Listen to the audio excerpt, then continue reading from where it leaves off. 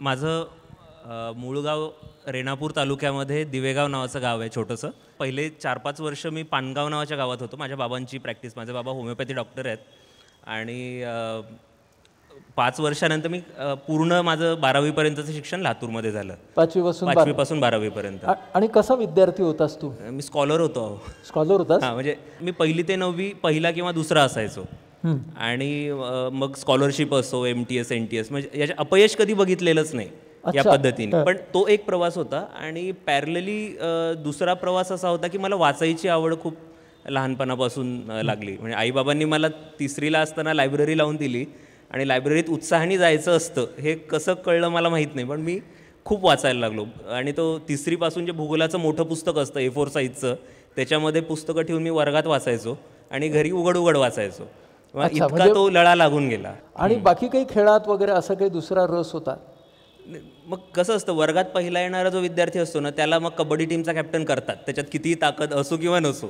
त्यामुळे मी कबड्डी खेळायचो, खो खोही खेळायचो, पण त्याच्यामध्ये स्वतःचं काही असं कर्तृत्व नव्हतं. हा पहिला. आणि मग 11वा खेळाडू म्हणून मग ठीक आहे, खेळतो म्हणतोयस ना, खेळ, अशा गमती व्हायच्या. बरं, मग 10वी झाली? हो. मग पुढं? 10वी हा एक प्रकारे टर्निंग पॉईंट होता. कारण आत्ता जे आपण सगळं ऐकतोय छान छान की पहिला येत होतो, त्याच्यातून एक ॲरोगन्स पण आलेला असतो की मी अपयशी होऊच शकत नाही. म्हणजे अगदी क्रिकेट खेळताना मला मुलं म्हणायचं की हा आऊट झाल्यानंतर हा गांगुलीसारखी बॅट आपटणार, मी कसं काय आऊट होऊ शकतो? मी जे करणार आहे ते सगळं योग्यच असायला पाहिजे. आणि तो एक ॲरोगन्स पण सोबत येत होता. आणि मग त्या काळात वाचनाचा एक खूप फायदा झाला की मी 7वीला माझ्या हातात आठवणींचे पक्षी हे प्र. सोनकांबळेंचं पुस्तक पडलं. आणि ते पुस्तक मी अजूनही मानतो की तो माझा टर्निंग पॉईंट आहे. आठवणींचे पक्षी हे एक दलित आत्मकथन आहे. प्र. सोनकांबळे हे प्राध्यापक होते अहमदपूर तालुक्यात, लातूर जिल्ह्यामध्ये. तर ते प्रोटॅगनिस्ट आहेत त्या आत्मकथनाचे. आणि त्याच्यातली एक कथा होती, मला एका मिनिटात ती सांगायला आवडेल. की हा जो प्रल्हाद आहे, प्रोटॅगनिस्ट आहे,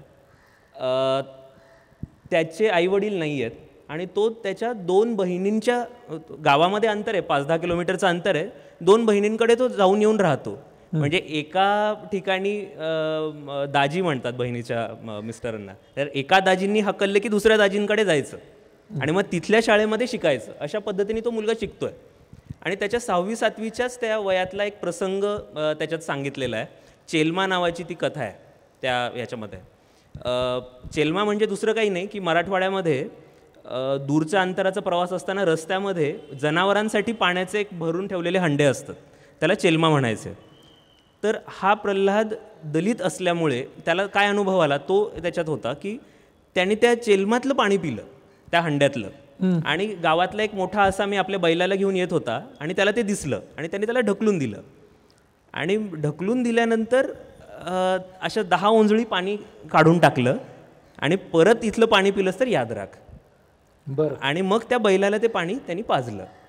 तर ही कथा पाहता क्षणी आपल्याला असं वाटेल की अन्याय झाला नाही हे, पण मला दुसऱ्या वेगळ्या पद्धतीने असं जाणवलं की आपण असं काय यश आणि अपयश बघतोय ज्याच्यासाठी आपण स्वतःला इतकं ग्रेट समजतो. म्हणजे माझ्याच वयाचा एक मुलगा माझ्या शहरापासून काही अंतरावर 20 वर्षापूर्वीची गोष्ट असेल, पण तो जगताना हे जे काही अनुभव घेतोय, म्हणजे जे जनावराला चालतं तेही माणसाला चालत नाही, या पद्धतीचं वातावरण त्या कथेतून जे येत होतं, त्याच्यातून कुठंतरी मला थोडंसं जमिनीवर यायला मदत झाली असं मला वाटतं. आणि 10वीला आल्यानंतर माझं एका मार्काने मेरिट गेलं होतं. एका मार्काने गेलं होतं. आणि रिझल्टच्या दिवशीचा प्रसंग असा आहे की 1 मार्क कमी पडल्यानंतर असंच सगळे माझ्याकडे बघत होते आणि तो रिझल्ट आणायला मी गेलो आणि मला असं वाटत होतं की मी रडणार आता. हा मुलगा राज्यात यायला पाहिजे पहिला, अशा पद्धतीने सगळे शिक्षक म्हणायचे. आणि फेल म्हणजे नाहीच आला मेरिटमध्ये. मग आता त्यावेळेस सगळे आता माझ्याकडे बघणार आहेत आणि माझ्या डोळ्यातून पाणी येणारच आहे. आणि कसं कोण जाणे, पण मी न रडता गेलो, शांतपणे घेतला रिझल्ट आणि मी बाहेर पडलो होतो. आणि अशीच बिल्डिंग होती आणि अशा 2ऱ्या-3ऱ्या मजल्यावर आमचे एक सर होते, त्यांना मी पेढे द्यायला गेलो. आणि खाली माझा एक मावस भाऊ होता, तो खाली थांबला होता, गाडी घेऊन आला होता तो. आणि असं वरच्या मजल्यावर मी गेलो आणि वर जाऊन सरांना सांगितलं की सर 1 मार्क कमी पडला, मेरिटमध्ये नाही आलो, असं आणि पेढे सर. आणि तोपर्यंत माझा भाऊ धावत धावत वर येताना मला दिसला. हां त्यांनी आमच्या एका काकांना फोन केला होता की हा इतके इतके मार्क पडलेत, असं झालं आहे. आणि मग कुठे कौस्तुभ, तो वरच्या मजल्यावर गेला आहे. आणि वरच्या मजल्यावर गेला आहे म्हणण्यात, अरे जा पटकन बघ काय करतोय तो. आणि मी आपला पेढे देऊन रमत गमत खाली उतरतोय पायऱ्या आणि ते वर येतोय भाऊ. पण मग हा गमतीचा भाग पाहिला, पण त्यावेळेस मला एका गोष्टीचं वाईटही वाटलं की असं काय झालंय ज्याच्यासाठी इतकं कोणीतरी मी वरून उडी मारेन असं वाटावं तरी. असं काहीच नाही आहे ना. एक सांगायचं झालं तर ट्रॅडिशनली लातूरमध्ये सायन्सला जाणं ही फक्त फॅशन आहे अशातला भाग नाही आहे.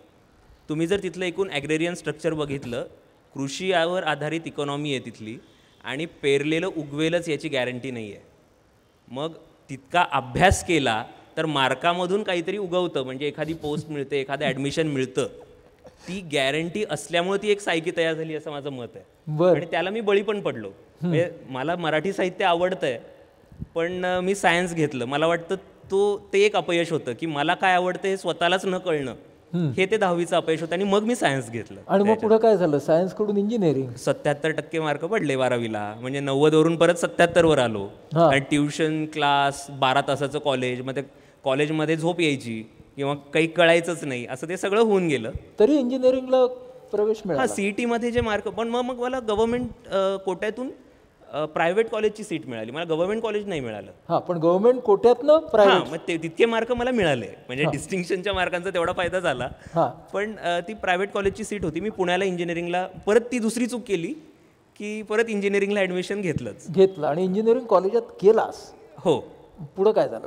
मग तेव्हा आता असं वाटलं होतं की ठीक आहे, आता घेतलं इंजिनिअरिंग, पण आपल्याला मराठी आवडतं तर आपण BA करायला पाहिजे. त्यामुळे मी मराठी माध्यमातून BA मराठी, इतिहास आणि समाजशास्त्र या 3 विषयांमध्ये घेतलं मुक्त विद्यापीठात. म्हणजे एका बाजूने तू इंजिनिअरिंग करत होतो, दुसऱ्या बाजूने तू BA करत होतास. आणि ऑब्व्हियसली तुला BA जास्त आवडत होतं. हो. हां, मग पुढं काय झालं? इंजिनिअरिंगचं काय झालं? इंजिनिअरिंगमध्ये असं झालं की मला BAच्या त्या फर्स्ट इयरच्या, सेकंड इयर, थर्ड इयरमध्ये डिस्टिंक्शन वगैरे मार्क असायचे. आणि त्याच वेळेस 50, 52, 55 असे टक्के असायचे इंजिनिअरिंगला. आणि मग मला एक होतं की हां, मग तो जो कॅम्पस इंटरव्ह्यूचा जो पर्सेंटेजचा क्रायटेरिया असतो, मिनिमम 55 आणि 50 ते 55 या रेंजमध्ये नोकरी मिळते, ठीक आहे, याच्या खाली येऊ नये. म्हणजे तिथं मी एक ॲव्हरेज विद्यार्थी ठरायचो एकाच वेळेस. म्हणजे मी तिथं एक बॅक बेंचर ठरायचो आणि BA मध्ये मात्र डिस्टिंक्शनवाला ठरायचो. असं करत इंजिनिअरिंग पूर्णही झालं. फायनल इयरपर्यंत पोचलो. आणि फायनल इयरमध्ये एक अपघात घडला.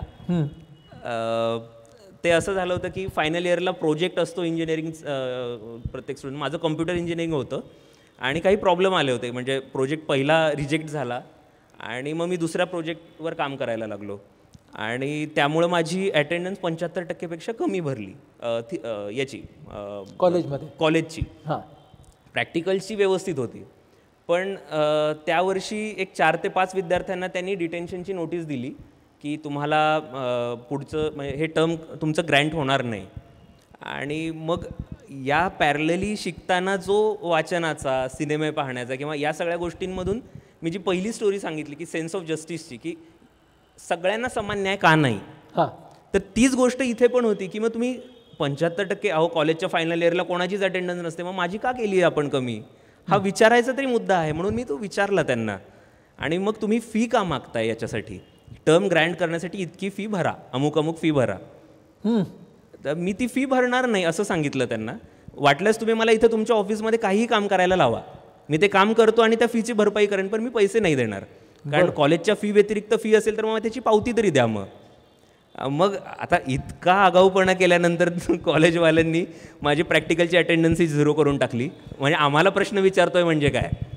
बरं. आणि माझा मुद्दा हा होता की 80% विद्यार्थ्यांची जर 75% पेक्षा कमी अटेंडन्स असेल तर तुम्ही सगळ्यांना इयर डाऊन करा, किंवा मग सगळ्यांकडून असाइनमेंट्स करून घ्या, किंवा अजून काही करा, पण मग पैसे घेऊन टर्म ग्रँट करण्यापेक्षा ते बरं आहे. पण त्यांनी टर्म माझी ग्रँट नाही झाली आणि पुढच्या सेमिस्टरला भेटा असं सांगितलं. मग मी कॉलेजलाच गेलो नाही. मी म्हटलं ठीक आहे, मग ते थोडंसं अमिताभ सारखं फेके हुए पैसे वैसे फेकी हुई डिग्री नाही उठाएंगे तसं मी कॉलेजला गेलो नाही. आत्ता सांगताना खूप गमतीचं वाटतंय, पण त्यावेळेस खूप म्हणजे घरी आईबाबांना वाईटही वाटलं, टेन्शनही आलं होतं की अरे हा असं का करतोय. बरं. पण कुठंतरी मला वाटतं की एक सेन्स ऑफ जस्टिस प्रत्येक माणसाच्या मनात असतो आणि त्यावेळेस जर हे अनजस्ट आहे, जर हे आपल्या बुद्धीला पटत नाही आहे, तर मग त्याच्या बाबतीमध्ये त्याची किंमत चुकवायला तयार राहायला पाहिजे. मग तू काय काय किंमत चुकवलीस? दरम्यानच्या काळात तुझं BA झालं होतं? BA झालं होतं. हां, मग आता तिथं कुठे MPS आपलं UPSC तिथं कुठं आलं का? डोक्यात कधी आलं ते? म्हणजे त्याच्या आधीही वाटायचं ते करावं, पण असं की मी खूप प्लॅन केला होता अशातला भाग नाही. पण आता पहिला प्रश्न होता जॉबचा, कारण इंजिनिअरिंगचे 4 वर्ष घालून कुठलाही जॉब मिळण्याची शक्यता नाही आता, आणि मग आता करायचं काय. आणि मग याच्याच मी स्पर्धा परीक्षेकडे वळलो आणि पॅरलली मी LIC, SBI ज्या ज्या परीक्षा अगदी क्लर्कपासून ते ऑफिसर ग्रेडपर्यंतच्या सगळ्या परीक्षा देत होतो. बरं, म्हणजे प्लॅन B माझा प्लॅन Aच्या आधी तयार होता. बरं, आणि हा सगळा अभ्यास करत होतास, करताना MA पण केलंस? हो, MA केलं मी करतो. हां, म्हणजे MA केलंस, ह्या सगळ्या परीक्षा देत गेलास. पहिल्या प्रयत्नात यश मिळालं UPSCला, काय झालं? पहिल्या प्रयत्नात मी इंटरव्ह्यूपर्यंत गेलो होतो आणि तिथे 0.4% म्हणजे तिथेही तो 1%, 1%चा तो हे आलाच. त्यावेळेस माझं सिलेक्शन नाही झालं.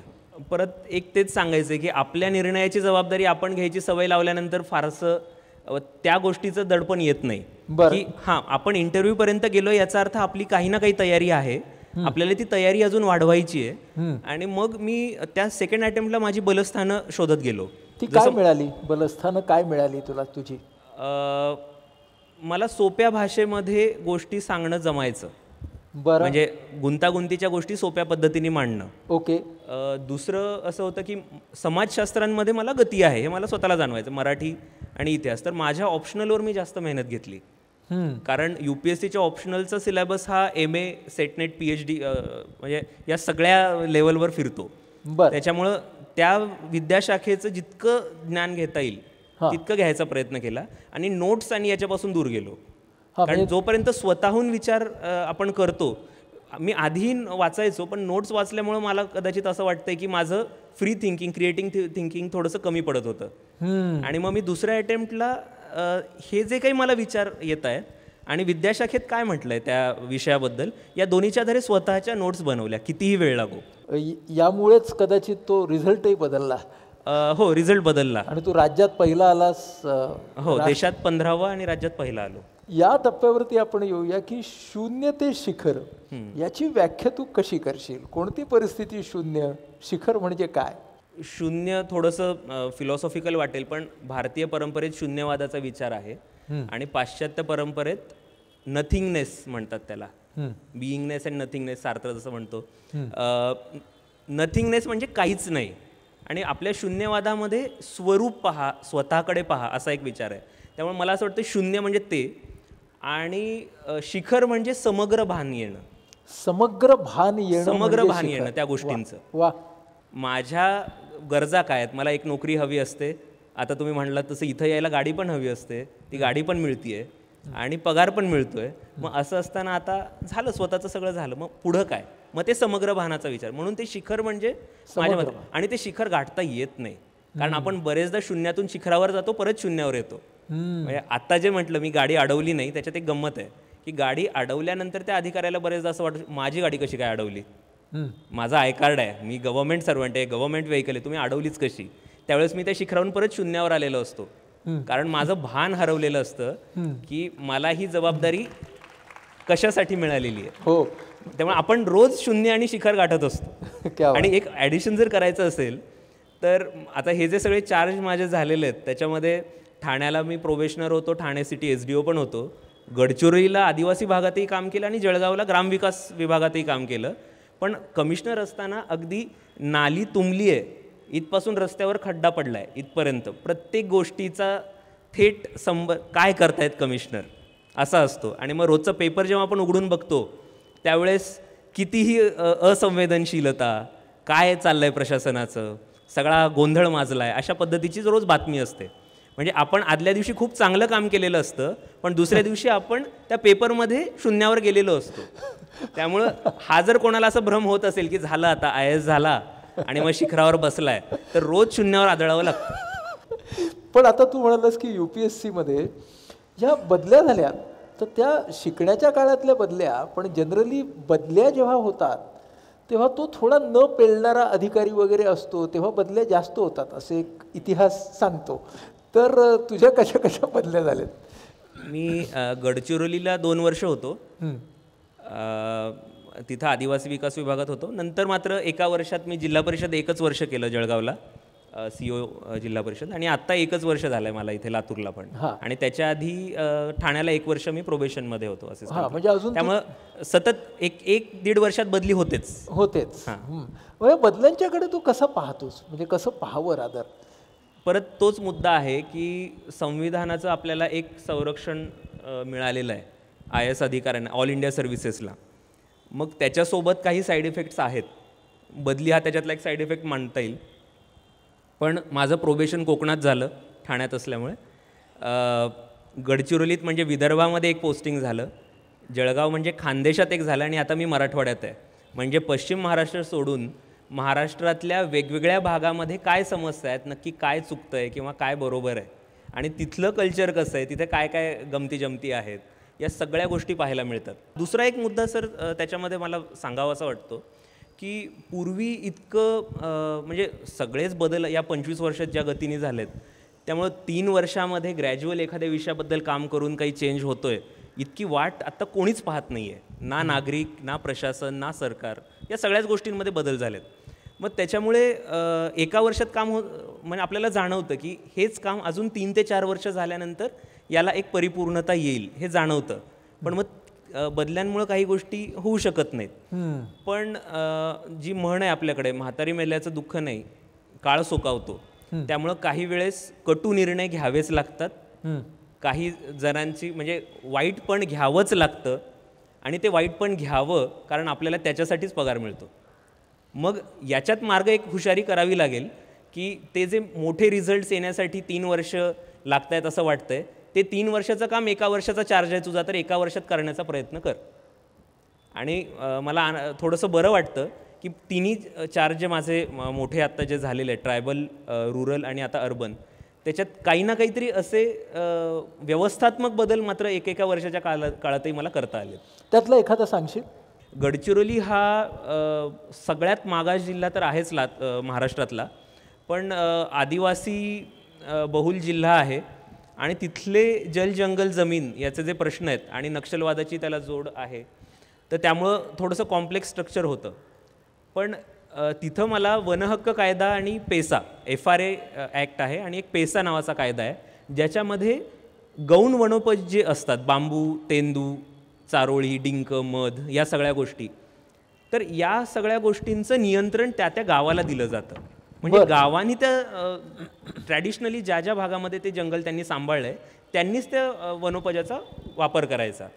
तर गडचिरोली जिल्ह्यामध्ये 1600 गावं आहेत जी वनालगत आहेत, आणि या 1600 पैकी 1400 गावांना वनहक्काचे पट्टे देण्याच्या प्रोसेसमध्ये मला पण मोठी भूमिका बजावता आली. म्हणजे एकदा संसाधनांवर नियंत्रण मिळालं की लोक ते जंगल मोडायला जात नाहीत.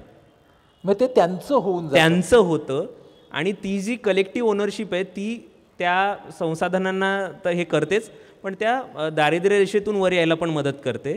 आणि दुसरं म्हणजे ते अजून लोकशाही प्रक्रियेच्या जवळ येतात, म्हणजे ते ग्रामस्वराज्याच्या प्रक्रियेत येतात अगदी. आणि मला त्याचं उदाहरण सांगायला आवडेल की आपण नक्षलग्रस्त जिल्हा म्हणून हिणवतो, पण लोकशाही त्या आदिवासी समाजामध्ये सगळ्यात जास्त भिनलेली आहे. आणि जेव्हा जंगल वाचवायचं आहे तेव्हा आदिवासी तिथल्या गटांनी जिल्हा परिषदेच्या इलेक्शन्समध्ये स्वतःचा एक ग्रुप तयार केला होता, त्याला ग्रामसभा म्हणायचे, म्हणजे आम्हारी ग्रामसभा पार्टी आहे म्हणायचे. आणि त्या ग्रामसभा पार्टीचा अजेंडा असा होता, तेच जल जंगल जमीन या गोष्टींचं संरक्षण करण्यासाठी तू जिल्हा परिषदमध्ये जाऊन काय करशील हे प्रत्येक उमेदवारांनी सांगावं. आम्हाला तो जेन्युइन वाटला तर आम्ही आमचा उमेदवार म्हणून निवडून देऊ. त्यांनी 6 जागांवर उमेदवार उभे केले, 4 जागांवर निवडून आले. हा सक्सेस रेशो कुठल्याही पार्टीचा नाही खरं सांगायचं तर. हा मेंढा गाव, लेखा मेंढाचं तर उदाहरण आहे, मेंढाची गोष्ट आहे किंवा लेखा मेंढाचा केस स्टडी आहे. आणि त्या बाबतीमध्ये या लोकांनी जी बेकायदेशीर तोड होत होती तिथे सत्याग्रह करून तो अडवला. इतकी सगळी जागृती त्याच समाजामध्ये आहे की जिथं एका बाजूला नक्षलवाद आहे, दुसऱ्या बाजूला हा विकास आहे. सर त्याच्या बाबतीत 2 मुद्दे आहेत. एक म्हणजे डेमोक्रेटायझेशन ऑफ रिसोर्सेस आणि डेमोक्रेटायझेशन ऑफ नॉलेज.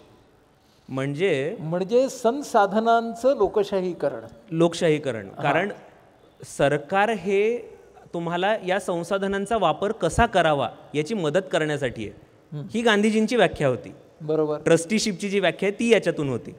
आणि त्याच्यासाठी जे नॉलेज द्यायला पाहिजे, तांत्रिक ज्ञान किंवा हे असं देणारे ते देवाजी काका होते. आणि मग याची आयडिया मला जिल्हा परिषदमध्ये सुद्धा मदत झाली त्याची. आपण आत्ता खरंच म्हणजे शहरी भागामध्ये या गोष्टी बघतो. ग्रामीण भागामध्ये जळगाव हा तसा पाहिला तर पुढारलेला जिल्हा आहे, पण तिथे 7,000 शाळा, 7,000 शिक्षक, 1,800 शाळा होत्या जिल्हा परिषदेच्या.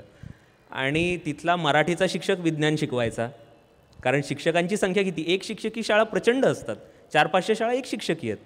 आणि मग तिथं मला लक्षात आलं की मग मराठीच्या शिक्षकांनी विज्ञान शिकवायचं आणि काहीतरी चुकीचं सांगायचं, हा ताण त्याच्यावर का आहे.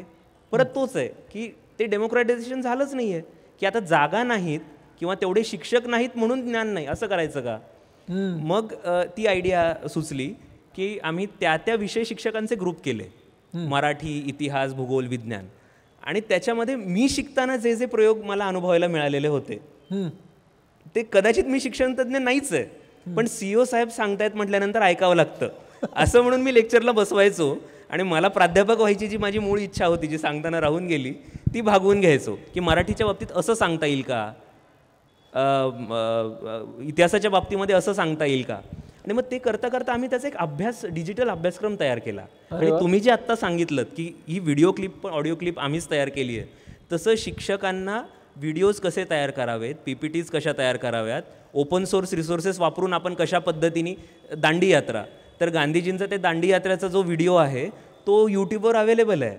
तो मुलांना दाखवल्यानंतर जी भावना तयार होते तेही वापरा. मग सोर्सेस काय वापरावेत, अशा पद्धतीने आम्ही तयार केलं. आणि आश्चर्य म्हणजे 1,000 शिक्षकांनी मिळून तो जळगाव जिल्हा परिषदेचा स्वतःचा डिजिटल अभ्यासक्रम तयार केला. क्या बात. 1ली ते 8वी सर्व विषय, सर्व धडे.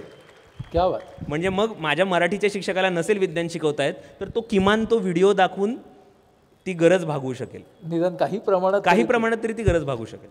प्रशासकीय अधिकाऱ्यासमोर सगळ्यात जास्त अडचणी कोणत्या आहेत आज? थोडंसं डिटेल सांगावं लागेल ही गोष्ट. आपण हरारीचं ते सेपियन्स नावाचं पुस्तक नक्की सगळ्यांनी वाचलं असेल किंवा जरूर वाचावं. मागच्या 25 वर्षात जेवढे बदल झालेत तेवढे त्याच्या पूर्वीच्या 5, 25, 35 हजारो वर्षात झालेले नाही आहेत. आणि त्यामुळं या कमी कालावधीत खूप जास्त आर्थिक, सामाजिक, राजकीय आणि तंत्रज्ञानात्मक जे बदल झालेत, टेक्निकल चेंजेस जे झालेत, त्याच्यामुळे ते बदल आत्मसात करण्याची आपली क्षमता तितकी डेव्हलप आहे का, हे माझं स्वतःचं एक ओपिनियन आहे की आपण तितक्या पद्धतीने त्याच्याशी जुळवून घेऊ शकत नाही इतक्या गतीने त्या बदलांना. आणि मग त्याच्यामुळं काय होतं की त्याच्यामुळे खूप पटकन बदल हवे असतात आपल्याला. आणि मग प्रशासकीय व्यवस्थेकडूनही ते बदल हवे असतात. आणि मग आता जेव्हा मी लातूरबद्दल आपण बोललो होतो, लातूरमधला पाण्याचा प्रश्न हा फक्त पाण्याचा नाही आहे, तो संपूर्ण कृषी जनसंस्कृतीचा आहे. मग ॲग्रेरियन इकॉनॉमीलाच प्रॉब्लेम येतो आहे, तर तो सॉर्ट करण्यासाठी 25 वर्षात झालेले बदल 25 दिवसामध्ये नाही बदलू शकणार आहेत. पण मग प्रशासनाला सुद्धा काय करावं लागतं, तात्पुरती मलमपट्टी करावी लागते. अच्छा पाणी नाही आहे, टँकर द्या. अच्छा बियाणं कमी पडतंय तर सबसिडाईज बियाणं आणून द्या. म्हणजे काय की रोग आहे आणि त्या रोगावर आपण काहीतरी औषध देतो आहे, पण रोग होऊ नये याच्यासाठीची व्यवस्था करण्यासाठी काय करावं लागतं, त्याच्यासाठी वर्षानुवर्षाची मेहनत असते. तुमचा आहार कसा आहे, व्यायाम कसा आहे, काय सगळ्याच गोष्टी, ते आपल्याकडून होणं बंदच झालंय. ही प्रशासनावर टीका समजू नका, पण एकूणच आपण तसं करायला लागलोय की एक प्रॉब्लेम आणि त्याचं सोल्युशन. म्हणजे सोप्या भाषेत प्रशासकीय अधिकारी हा वेलफेअरसाठी, लोककल्याणासाठीचा एजंट किंवा आपण ट्रस्टीशिपची व्याख्या म्हटली, हे करण्याच्या जागी तो मॅनेजर होत चाललाय. तो विश्वस्त व्हायच्या जागी मॅनेजर होतोय. की किती लोकांना फायदा झाला, या योजनेचा लाभ किती लोकांना झाला, किती टॉयलेट्स बांधले, किती घरं झाली. आणि ते करू नये या मताचा मी नाही, पण मग ते जे समग्रतेचं भान हरपतंय ते सगळ्या समाजात हरपतंय. दुसरं काय होतंय, राज्यसंस्था नावाची एक गोष्ट असते. आपण ज्या पद्धतीने हे सगळे बदल बघतोय त्याच पद्धतीने, त्याच गतीने आपल्या धार्मिक, जातीय, सामाजिक भावना अशा टोकदार होत चालल्यात.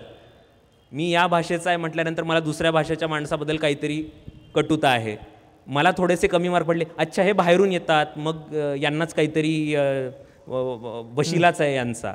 तसंच जाती आणि धार्मिक, बरोबर, हे या धर्माचे आहेत म्हणून यांचं लांगुल चालन होत आहे, आमचं नाही होत आहे, जातीय. पण म्हणजे एक लक्षात आलंय का तुम्हाला की नोकऱ्या खरंच कमी आहेत. ॲग्रेरियन क्रायसिस जो मी आता जिल्हा स्तरावरचा म्हणतो तो सगळीकडेच आहे. संसाधनं कमी झाली आहेत लोकांकडं, म्हणजे दुष्काळ आणि या सगळ्या गोष्टी आहेत. पण याचा आपण खापर कशावर फोडतोय? त्या सामाजिक प्रश्नांवर फोडतोय की याच्यातून मार्ग काय. आणि मग ही रिॲक्शन माझ्या वैयक्तिक आयुष्यातल्या माझ्या अपयशाचं खापर मी कुठल्या तरी सामाजिक घटकावर फोडायला बघतोय. हे दुसरं आव्हान मला जाणवत आहे. याचा जर किस्सा सांगायचा झाला तर आम्ही लातूर शहरामध्ये आता पब्लिक टॉयलेट्स बांधतोय. आणि संवेदनशील करू नका हा प्रश्न, पण आम्ही प्रत्येक महत्त्वाच्या ठिकाणी ते बांधतोय. तिथे कुठे ना कुठे कुठल्या तरी महापुरुषाच्या नावाने एखादा चौक असतो, एखादा पुतळा असतो. आणि माफ करा पण सर्व जातीय सर्व धर्मीय लोकांचा मला विरोध त्या त्या ठिकाणी अनुभवायला आला की इथं टॉयलेट नाही कर, इथं नाही, या पुतळ्याचा अपमान होतो. अहो म्हटलं इथं अजून पुतळाच व्हायचा राहिलाय, पण झाल्यावर होईल ना अपमान. इतके आपण इलॉजिकल होत चाललोय. म्हणजे एखादा पुरुष उघड्यावर रस्त्यावर उभा राहून जेव्हा युरिन हे करतो त्यावेळेस आपल्याला ते अपमानास्पद वाटत नाही. महात्मा गांधी रोड असतो, मग तिथे सगळी अस्वच्छता करताना आपल्या भावना दुखावत नाहीत. म्हणजे हा जो भावना दुखावण्याचा जो काळ आहे ना तो हा आजचा आहे. हे मुख्य आव्हान आहे की कशाने आपल्या भावना दुखावतायत ते आपल्यालाच कळेन असं झालंय. आणि त्यात सगळ्या गोष्टींचं सोल्युशन व्हॉट्सॲपवर आहेच. कारण आपण पुणे युनिव्हर्सिटी मुंबई युनिव्हर्सिटीत नाही, आपण सध्या व्हॉट्सॲप युनिव्हर्सिटीवर आहोत. कारण इतिहास एवढा मोठा जो काही घडून गेलाय तो पूर्ण वाचायची तर आमची तयारी नाही. 10 शब्दांमध्ये आणि एखाद्या फेक इमेजमध्ये आम्ही आमचं मत तयार करून मोकळे.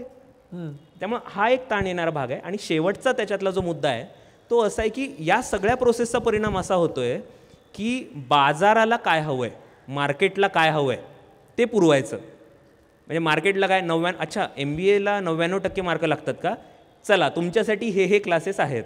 अच्छा तुम्हाला फ्लुएंट इंग्लिश बोलता येत नाही का, तुमच्यासाठी हे आहे. अच्छा इंटरव्ह्यूला जायचं आहे, घाबरलात, ठीक आहे तुम्ही आमच्या शोरूममध्ये या, इथे आम्ही तुम्हाला काय तो परफेक्ट मॅन समथिंग तो म्हणून दुरुस्त करून आम्ही तुम्हाला आणून देऊ. म्हणजे तुम्ही जे नाही आहात ते व्हायला तुम्हाला पूर्ण आम्ही देतोय. म्हणजे काय की राज्यसंस्थेची जागा हळूहळू मार्केट घेत आहे. आणि आम्हाला अकॅडमीमध्ये जे शिकवलं त्याच्यातली एक गोष्ट महत्त्वाची आहे, ते आम्हाला म्हणायचं की तुम्ही काही MBA ग्रॅज्युएट आहेत, तुमच्यासारखे BA आर्ट्सवाले अति वाचणारे वाचक लोक आहेत, सगळे आहात, तुमची एक्सपर्टीज काय आहे, तुम्ही कशात एक्सपर्ट आहात. खरं सांगायचं तर या 25 वर्षातले बदल एवढे आहेत की कोणीच या सगळ्या गोष्टींमधला एक्सपर्ट होऊ शकत नाही. पण तिथे सांगितलेलं पदमवीर सिंग सर आहेत, ते डायरेक्टर होते, त्यांनी सांगितलं होतं की तुम्ही गरिबांचे एक्सपर्ट आहात. आणि महात्मा गांधींचं एक जर तुम्ही वाचलं असेल वाक्य की जेव्हा कधी तुमचा अहंकार तुमच्यावर ओव्हरपॉवर होतो त्यावेळेस एक गोष्ट करा की आजपर्यंत आपण पाहिलेला सगळ्यात गरीब सगळ्यात भणंग माणूस आठवा आणि तुम्ही करत असलेली कृती ही प्रत्यक्ष किंवा अप्रत्यक्षपणे त्याला मदत करणारी आहे का हे बघा. तुम्हाला जाणवेल की तुमचा अहंकार नष्ट होतोय आणि तुम्ही एका व्यापक स्वराज नावाच्या गोष्टीशी जोडून घेताय. आणि ती गोष्ट तिथं सांगितली होती आणि ती सगळ्यात जास्त महत्त्वाची आहे आज. कारण ज्या पद्धतीने हे बदल होत आहेत त्या पद्धतीने सुपर रिचचा काळ आपण म्हणतो. आजचा काळ कोणाचा आहे, अतिश्रीमंतांचा काळ आहे असं आपण म्हणतो. त्याच्याविरुद्ध मार्क्सिस्ट समाजवादी आणि अशा पद्धतीने मी बघत नाही आहे. संविधानिक मूल्यांना धरूनच मी एक म्हणतो आहे की जितका हा संघर्ष वाढेल तितका नाहिरे वर्ग आपला असंतोष कुठल्या पद्धतीने व्यक्त करणार आहे याच्यावर आपला भविष्यकाळ आहे. मला नोकरी मिळाली नाही आहे म्हणून मी त्या मॉलच्या काचेवर दगड उचलून जर फेकून माझं समाधान करून घ्यायला लागलो तर जी अराजकाची स्थिती येईल त्याचा विचार आपण अजून करत नाही आहोत. आणि सर त्याचं एक उदाहरण आहे. मी 2013-14 मध्ये इथं असिस्टंट कलेक्टर होतो ठाण्याला आणि वर्स्ट मायग्रेशन त्यावेळेस बीड, लातूर आणि उस्मानाबाद या जिल्ह्यातून लोक आली होती. तुमच्यापैकी कोणी व्यंकटेश माडगुळकरांच्या कथा वाचल्यात का माहीत नाही. त्यांच्या कथांमध्ये कायम एक वाक्य असतं, माणसं जगायला बाहेर पडली. ती माणसं खरंच जगायला बाहेर पडलेली आहेत. त्यांना काम हवं आहे, ते काही इथे अतिक्रमण करायला आलेली माणसं नाही आहेत. खरंच पिकवलेलं उगवत नाही आहे. तर करायचं काय, त्यासाठी आलेली माणसं आहेत. आणि मग या माणसांमधून तयार होणारी गुन्हेगारी किंवा या माणसांमधून येणारी रिॲक्शन, याच्यासाठीची जी एक खूप व्यापक विचारशृंखला आणि कृती आराखडा जो पाहिजे, ते प्रशासनासमोरचं सगळ्यात मोठं आव्हान. क्या बात, फारच छान. आम्हाला सर्वांना विचार करायला लावणारी तू मांडणी केलीस. आणि मला वाटतं की तू इथं व्यक्ती म्हणून बोलतच नव्हतास, तर संपूर्ण प्रशासन पद्धतीच्या समोरचं आव्हान काय आहे हे तू आम्हाला सांगत होतास. तरीही इकडच्या काही जणांनी प्रशासकीय अधिकारी व्हायला पाहिजे असा आग्रह तू धरशील का? याचा एक किस्सा आहे, मी कायम सांगतो जेव्हा कधी कोणी विचारतं. एका विद्यार्थ्याने त्याला मी विचारलं होतं असंच, सर गायडन्स, म्हणजे आपल्याकडे ते एक फार असतं, गायडन्स हवा असतो. तर यशस्वी विद्यार्थ्याचा गायडन्स प्लीज घेऊ नका, कारण मी आत्ता जर तुम्हाला सगळ्यांना असं सांगितलं की मी 20 तास अभ्यास करायचो, तुम्ही हो म्हणाल. त्यामुळं अपयशी ठरलेला, तथाकथित अपयशी ठरलेला जो विद्यार्थी आहे त्याला विचारा की त्याचं काय चुकलं. तर एकाला मी असं विचारलं होतं, तर तो म्हणाला की आपल्यामुळं कोणाचं तरी काम अडतं ही भावना सुखावणारी आहे, म्हणून मला प्रशासकीय सेवेत यायचं आहे. खरं सांगतो, त्याचं मला प्रामाणिकपणाचं कौतुक वाटलं. कारण आतले आणि बाहेरचे नावाची एक गोष्ट असते. जेव्हा तुम्ही आत येता ना, तेव्हा मिळणारे प्रिव्हिलेजेस सोडणं फार कठीण असतं. आणि मग त्याच्यामुळे असं काही असेल तर येऊ नका. आणि दुसरं असं आहे की आलं याच्यासाठी पाहिजे, कारण ही सगळी आव्हानं बोलून दाखवली, ती काही लोकांना बोरिंगही वाटतील, पण हा युगधर्म आहे की या काळामध्ये लोकशिक्षकाची भूमिका बजावणं गरजेचं आहे.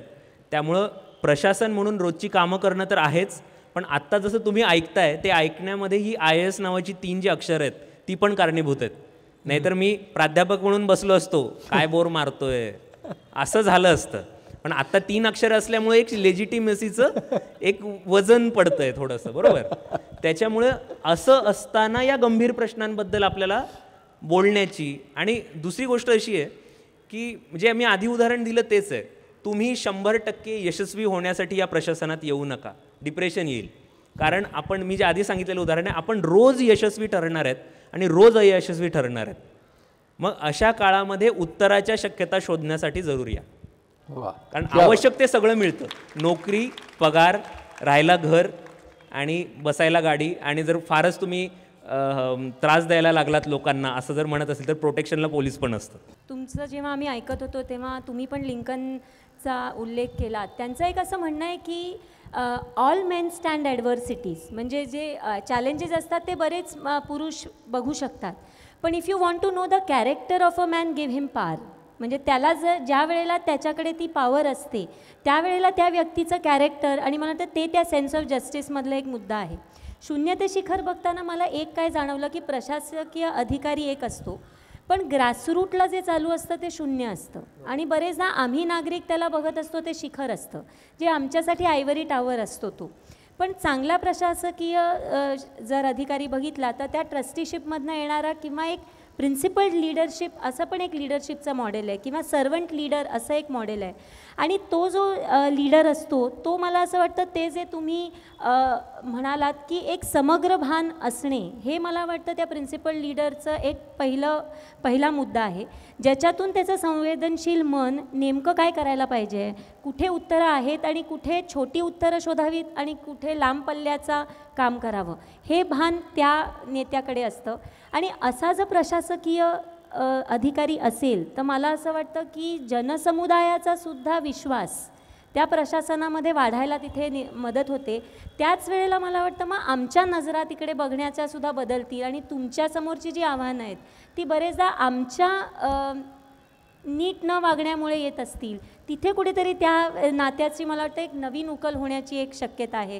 त्यामुळे मला वाटतं या प्रिन्सिपल लीडरशिपची एक खूप छान ओळख आम्हाला या तुमच्या सगळ्या मला आत्ता तू जे म्हणालीस ना दीपिका, त्यातून मला एक फार छान तिच्या वाक्यातून कळलं की व्यक्तीचं खरं व्यक्तित्व कळायचं असेल तर त्याच्या हातात सत्ता द्या. कारण सत्ता नावाची गोष्ट माणसाला बेभान बनवते, आणि सत्ता नावाच्या गोष्टीला कसं वापरायचं याचं समग्र भान येणं ही गोष्ट खूप महत्त्वाची असते.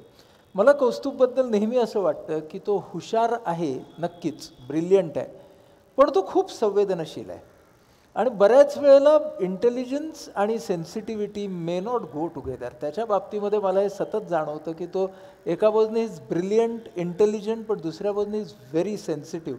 म्हणून तो जे म्हणाला लोकशिक्षक, प्रशासकीय अधिकाऱ्याने लोकशिक्षक असलं पाहिजे, ही गोष्ट मला खूप छान वाटली. आणि त्यामुळे समस्या सोडवताना व्यवस्थेतल्या बदलाचं भान असणं. काय असतं, बऱ्याच वेळेला फक्त समस्या सोडवतो आपण, म्हणजे प्रशासकीय अधिकाऱ्याकडून सुद्धा आम्ही काय हे करतो, समस्या सोडवा. पण समस्या सोडवताना व्यवस्थेमध्ये काय बदल व्हायला पाहिजेत याचं भान असलं पाहिजे.